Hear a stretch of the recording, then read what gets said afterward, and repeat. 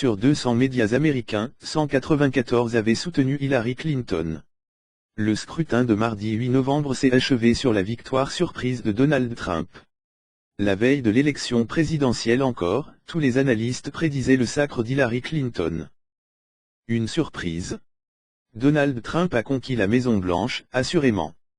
Plus étonnant encore, la victoire du camp républicain s'annonce nette et sans bavure. La veille du scrutin encore, tous les spécialistes, analystes donnaient une légère avance pour Hillary Clinton. Même les partisans de Donald Trump ne s'attendaient pas à cette victoire, il y avait des doutes, estime sur BFM TV Jonathan Mann, journaliste et présentateur de Political Man. Le monde des médias est aujourd'hui visé par les critiques. Les médias traditionnels sont pris à partie parce que, eux non plus, n'avaient rien vu venir, analyse Jean-Bernard Cadieux, correspondant BFM TV à Washington. Puis, ils ont largement soutenu la candidate démocrate. Plus de 200 journaux ont pris position pour Hillary Clinton, contre 6 seulement pour Donald Trump, poursuit le journaliste. À l'annonce des résultats, Vanity Fair s'interroge encore, comment ça a pu arriver? Campagne de dénigrement. Le prestigieux New York Times, quotidien américain le plus vendu, avait apporté clairement son soutien à la candidate démocrate dans un édito saluant son intelligence, son expérience et son courage. Même message affiché du côté du Los Angeles Times qui parlait de catastrophe si Donald Trump était élu. Hillary Clinton fera une présidente sobre, brillante et pragmatique, écrivait le quotidien. Le Daily News, à sa manière, dénigrait le républicain le qualifiant de seigneur des porcs.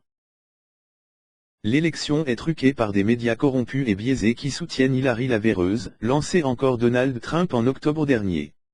Ciblé alors par des accusations d'harcèlement et d'agression sexuelle, il mettait en avant des allégations complètement fausses et des mensonges éhontés afin de la Hillary Clinton, note de la rédaction, faire élire. C'est une élection truquée, nous ne laisserons pas cela se passer comme cela, menaçait le magnat de l'immobilier. Chouchou des télés.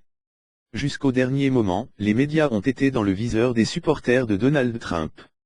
Newsweek en a fait les frais après la diffusion le 7 novembre dernier de la une de son prochain numéro composé d'une photo d'Hillary Clinton avec pour titre Madame Président.